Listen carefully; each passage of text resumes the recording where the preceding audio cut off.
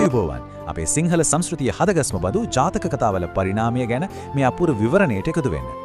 ඉන්දියාවෙන් ආපු මේ කතා අපේම කලාවේ අත්තිවාරම වුණේ කොහොමද? ඒ කතාවන ඇත්තටම පුදුම සාගතයි. මුලින්ම මේවයින් ඉන්දියානු සමාජයේ සිරිත් විරිත් දේශපාලනය වගේම පොදු මිනිස් හැසිරීම් කැඩපතක් වගේ පෙන්වා දුන්නා. පාලි භාෂාවේ බරපතලකම අයින් කරලා වර්තමාන අතීත සහ සමෝදාන කතාව විදිහට මේවාට සරල ව්‍යුහයක් ලැබුණා. ඒ කියන්නේ බරපතල ව්‍යාකරණ වෙනුවට කෙලින්ම මිනිස්සුන්ගේ හදවතට කතා කරන රසවත් කතන්දර කලාවකට මෙතනදී මුල් තැන දුන්නා. මේක දැවන්ත හැරවුම් ලක්ෂයක්. කුරුණෑගල යුගයේ අතරවනා පරාක්‍රමබාහු රජතුමාගේ මූලිකත්වයෙන් මේවා සිංහලට පෙරලීමේ මහා ව්‍යාපෘතියක් පටන් ගත්තා. ඒ දැවන්ත වෑයමේ ප්‍රතිඵලය තමයි කතා 547ක් තියෙන අපේ ආඩම්බරය. ඒ කියන්නේ 550 ජාතක පොත. ඉතින් මේක නිකම්ම පොතක් නෙවෙයි. මිනිස්සුන්ගේ ගුණධර්ම හැඩගස්සපු දැවැන්ත සමාජ මෙහෙයුමක් කිව්වොත් තමයි වඩාත් නිවැරදි. හැමෝටම සමීප වෙන්න සරල ගැමි වහරේ ඉඳන් කාව්‍යමය සංස්කෘත වචන දක්වාම විවිධ භාෂා රටා මෙහි පාවිච්චි වුණා. රංගල් ගුහාවකින් එන කේසර සිංහෙක් වගේ උපමාකිටක් බලන්නකෝ. බුදුරතුන්ගේ වැඩම කිරීම කොච්චර ලස්සනට වර්ණනා කරලා තියෙනවද? මේ අපූර්ව භාෂා ශෛලිය තමයි පස්සේ කාලෙක ගුත්තිලය මුවදෙව්දාවත වගේ ශ්‍රේෂ්ඨ සම්භාව්‍ය කාව්‍ය බිහිවෙන්න පදනම හැදුවේ. පුදුමයි නේද? පරිපූර්ණ බෝධිසත්ව චරිතයටත් වඩා දුර්වලතා තියෙන හැඟීම්බර සුළු චරිත තමයි මිනිස්සුන්ගේ හදවතට ගොඩක්ම සමීප වුණේ. උදාහරණයක් විදිහට වෙසන්තර කතාවේ මද්‍රී දේවියගේ සහ දරුවන්ගේ ඒ සංවේදී ශෝකය අහන අයගේ කඳුළු નિરાයාසයෙන්ම උපද්දවනවා. මේ ගැඹුරු සංවේදීකම නිසාම වෙසන්තර ජාතකය අදටත් බෞද්ධ අවමග්ගල්‍යවල ජීවිතය මෙනෙහි කරන මලපොත බවට පත්වෙලා තියෙනවා. මේ මානවවාදී ගුණාංග නිසාම පැරණි සම්භාව්‍ය සාහිත්‍යයත් නූතන ජනප්‍රිය සංස්කෘතියත් අතර පාලමක් හදන්න මේ කතාවලට පුරුවන් වුණා. මහාචාර්ය සරචන්ද්‍රයන්ගේ මනමේ වගේ පෙරලිකාර නූතන වේදිකා නාට්‍යවලට පවා ප්‍රබල ආభాෂයක් දුන්නේ මේ පැරණි ජාතක කතාවමයි. වේදිකාවෙන් නොනැවති අද අපි අහන්න ගීත, බලන සිනමාව සහ වෙසක් තෝරණ හරහත් මේ ආభాෂය අපිට විඳගන්න පුරුවන්. ඒ වගේම රටපුරයි තියෙන පන්සල් අලංකාර කරන අපේ සාම්ප්‍රදායික බිතුසිතුවම් කලාවේ ප්‍රධාන පදනම උනේත් මේ කතාවයි.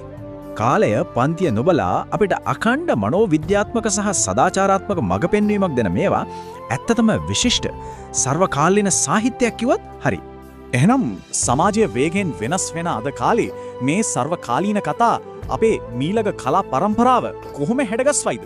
ආයුබෝවන්. අද අපි කතා කරන්න යන්නේ නිකම් කතන්දර පොතක් ගැන නෙමෙයි. ලාංකීය සාහිත්‍යයේ කලාවේ වගේම අපේ සදාචාරයේත් අඩිතාලම විදියට සලකන්න පුරුවන් දැවන්ත කෘතියක් ගැනයි මේ විවරණය. ඒ තමයි කුරුණෑගල යුගයේ බිහි වුණු 550 ජාතක පොත. ඇත්තටම මේක හුදු පොතකට වඩා මුළු මහත් සමාජයක්ම වෙනස් කරපු දැවන්ත ව්‍යාපෘතියක්. ඉතින් පොඩ්ඩක් හිතලා බලන්න පාලි භාෂාවෙන් තිබුණු ආගමික ග්‍රන්ථයක් කොහොමද සාමාන්‍ය මිනිස්සුන්ට මේ තරම් සමීප වුණේ? සියවස් ගණනාවක් පුරාවට මේ පොත මේ තරම් ජනප්‍රිය වුණේ ඇයි කියන එක ඇත්තටම කුතුහලයක් දනවන කාරණයක් නේද? මේ අති විශාල සාර්ථකත්වයට හේතු වුණු සුවිශේෂී ආකෘතිමය සහ භාෂාමය උපක්‍රම මොනවද කියලා අපි අද මේ විවරණයෙන් හොයලා බලමු.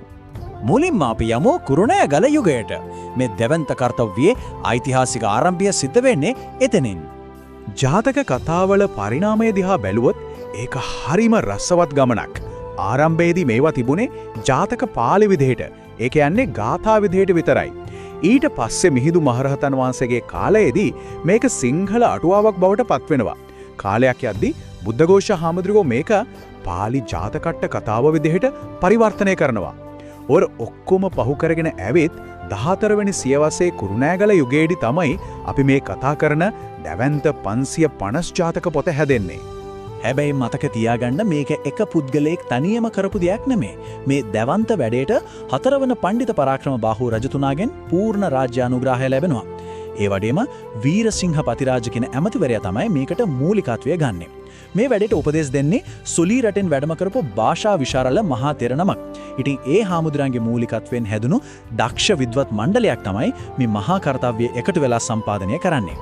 දැන් අපි බලමු මේ කෘතිය ආකෘතිය කොහොමද වෙනස් වුනේ කියලා. විශේෂයෙන්ම සාමාන්‍ය ජනතාවට මේක සමීප කරන්න මොන වගේ දේශීයකරණ උපාය මාර්ගද පාවිච්චි කළේ කියන එක. මුල්පාලි කෘතියේ ඇත්තදම කොටස් 5ක් තිබුණා. හැබැයි සිංහල පරිවර්තනය කරද්දි මේ කර්තෘ මණ්ඩලය හරිව සූක්ෂම වෙනවා. සාමාන්‍ය ගමේ මිනිස්සුන්ට තේරුම් ගන්න අමාරු මහන්සියක් ගෙන දෙන ගාථා සහ ඒවා පැහැදිලි කරන බරපතල ව්‍යාකරණ කියන කොටස් දෙක ඔවුන් සම්පූර්ණයෙන්ම අයින් කරලා දානවා. ඒ වෙනුවට කතාව ලස්සනට ගලාගෙන යන්න ඉඩ දීලා ආකෘතිය කොටස් 3කට විතරක් සීමා කරනවා. ඔය ඉතුරු වුණු කොටස් 3න් කතාවේ වැදගත්ම තැන ඒ කියන්නේ කූට ප්‍රාප්තිය සලකුණු කරන්නේ සමෝධානය හරහා. මේකෙන් කරන්නේ වර්තමාන කතාවට හේතු වුණු සිදුවීමයි අතීත කතාවේ චරිතයි එකට ගලපන එක. අතීතයේ හිටමු මේ පුද්ගලයා තමයි වර්තමානයේ මේ ඉන්නේ කියලා පෙන්වලා දෙන එකෙන් පුදුම ප්‍රබල සදාචාරාත්මක පණිවිඩයක් සමාජගත කරන්න මේ කටුරුන්ට පුරුවන් වෙලා තියෙනවා. මේ හැම දෙයක්ම පිටුපස තිබුණු මූලික අරමුණ එම නැත්නම් බෝධිසත්ව පරමාදර්ශය ගැන අපි ළඟට අවධානය යොමු කරන්නේ. ඇත්තම මේ කතුරුන්ට ඕන උනේ නිකම්ම කතන්දර ටිකක් කියලා මිනිස්සුන්ව පිනවන්න නෙමෙයි. බෝධිසත්වයන් වහන්සේව රාජෙක්, සිටුවරයෙක්, සාමාන්‍ය ගැමියෙක්, එහෙමත් නැත්නම් තිරිසන් සතෙක් විදිහට පවා මේ කතාවල නිරූපණය කරලා තියෙනවා. මේකෙන් බලාපොරොත්තු වුණේ ඕනෑව තරාතිරමක කෙනෙකුට ආදර්ශයට ගන්න පුරවම උත්තරීතර ගුණාංග සමාජයට කියා දෙන එක. ඉක්මුණු සමාජයක් ගොඩනගීමේ අඩිතාලම වැටෙන්නේ අන්න එතනින්. හරි දැන් අපි කතා කරමු මේකේ තියෙන භාෂාමය විශිෂ්ටත්වය ගැන. කොහොමද මේ තරම් ගැඹුරු ධර්ම කරුණු සාමාන්‍ය ජනතාවට කාව දෙන්න ලිව්වේ? අනුරාධපුර හරි පොළොන්නරු යුගයේ හරි පොත් බැලුවොත් ඒවායේ තියෙන්නේ පුදුම සංස්කෘත වචන තොගයක්. හරිම පඬිත භාෂාවක්. හැබැයි ජාතක කතා කරුවා ඊට වඩා ගොඩක් බුද්ධිමත් වුණා. ඔවුන් කෙලින්ම පාවිච්චි කළේ සාමාන්‍ය ගම්බද ජනවහරේ තියෙන වචන උපමා වගේ දේවල්. සංකීර්ණ ව්‍යාකරණ පැත්තකට දාලා චරිතවල ඇතුළාන්තයේ තියෙන මානසික අරගල මතු කරලා පෙන්නුවා. ඒ වගේම බණ කතාවක් කියනකොට තියෙන ලස්සන රිද්මය පාවිච්චි කළා. මේක තමයි මේ පොත සාමාන්‍ය මිනිස්සු අතරට යන්න ප්‍රධානම හේතුව. මේක කොයිතරම් සාර්ථකද කියන්න පොඩි උදාහරණයක් බලමු. වන්නුපත ජාතකයේ පාලි භාෂාවෙන් තියෙන අතීතයේ කසිරට්ටේ කියන එක සිංහලට පරිවර්තනය කරලා තියෙන්නේ යටගිය දවස බරණෑස් නුවර කියලා. බලන එක කොච්චර සෘජුද, ඒ වගේම කොච්චර ස්වාභාවික කතන්දර කියන රිද්මයක් එකේ තියෙනවද කියලා. සාමාන්‍ය මිනිස්සුන්ට මේක මීතරම් හුරුපුරුදු සමීප අත්දැකීමක් උනේ අන්නේ නිසායි. ඊළඟට තියෙන රසවත්ම කාරණාව තමයි මේ බහුකර්තුක බලපෑම නිසා ජාතක පොතට එකතු වෙලා තියෙන විවිධ ශෛලින්ගේ සම්මිශ්‍රණය. ජාතක පොත කියන්නේ එක දිගටම යන ඒකාකාරී කතා ගොන්නක් නෙවෙයි. මේ කතා 547 පුරාවටම අපිට මාරම විවිධත්වයක් දකින්න පුළුවන්. එක තැනක හරිම සරල කතා බහ කරන භාෂාවක් තියෙනවා. තවත් තැනක ටික ගැඹුරු ගූඪ වර්ණනා තියෙනවා. තවත් තැනක සංස්කෘත වචන පිරුණු පඬිත භාෂාවක් හම්බ වෙනවා. ඒ වගේම ලස්සන කාව්‍යමය ලක්ෂණ තියෙන කතාත් තියෙනවා. මේකට හේතුව තමයි අර කර්තෘ මණ්ඩලයේ හිටපු එක එක කතුවරයාගේ පෞද්ගලික රුචිකත්වයන් මේ කතාවලට එකතු වෙලා තියෙන එක. අපි අමාවතුර හරියේ බුත්සරණ හරි වඩේ පොතක් ගත්තොත් ඒක ලියලා තියෙන්නේ එක්කෙනෙක් නිසා මුලින්දන් අගටම තියෙන්නේ එකම භාෂා රටාවක්. හැබැයි ජාතක පොතට කතුවරු ගොඩක් සම්බන්ධ වෙලයි උන්න නිසා ඒකේ තියෙන්නේ නිතරම වෙනස් වෙන හරිම සජීවී රිද්මයක්. ඉතින් ඒ නිසාම කතා කීයක් කිව්වොත් කියවන කෙනාට කිසිම කම්මැලිකමක් මහන්සියක් දැනෙන්නේ නැහැ. මේ විවිධත්වය ගැන කතා කරද්දී මගහැරලම යන්න බැරි කතාවක් තමයි උම්මජ්ජාතකය. මේක තමයි ජාතක පොතේ තියෙන දිගම කතාව. අනිත් එක මේකේ අර සුපුරුදු ආකෘතිය නෑ, වර්තමාන කතාවකින් තොරව කෙලින්ම කතාව පටන් ගන්නවා. ආගමික පොතක් ඇටුවේ කතාවක් ප්‍රහේලිකා සහ තේරවිලි ගොඩකින් පටන් ගන්නවා කියන්නේ කොච්චර අපූර්ව වැඩක්ද. මේක පාඨකයාගේ කුතුහලයේ උපරිමයටම ගෙනියන්න සමත් වෙලා තියෙනවා. අවසාන වශයෙන් අපි කතා කරමු මේ කෘතියෙන් කලාවට සහ සමාජයට දායාද කරපු නොමැකෙන උරුමය ගැන. මේවා පටන් ගත්තේ ආගමික කතා විදිහට වුණාට මේ ජාතක කතා ඇතුලේ තියෙන ගැඹුරු මනෝවිද්‍යාත්මක ස්වභාවය සහ මිනිස්සුන්ගේ ජීවිතවලට දැනෙන විශ්වීය අත්දැකීම් නිසාම සියවස් ගණනාවක් පුරාවට අපේ කලාකරුවන්ට මේක මහා අනුප්‍රාණයක්, එහෙමත් නැත්නම් ආభాසයක් ලබා දෙන නොසින්දෙන උල්පතක් බවට පත් වෙලා තියෙනවා. නිකමට හිතලා බලන්න පන්සල් වල තියෙන ලස්සන බිතුසිතුවම් වල ඉඳලා වෙසක් කාලයට පාරවල් වල තියෙන තොරණ දක්වාම අපේ දෘශ්‍ය කලාව පෝෂණය වෙලා තියෙන්නේ ජාතක කතා වලින්.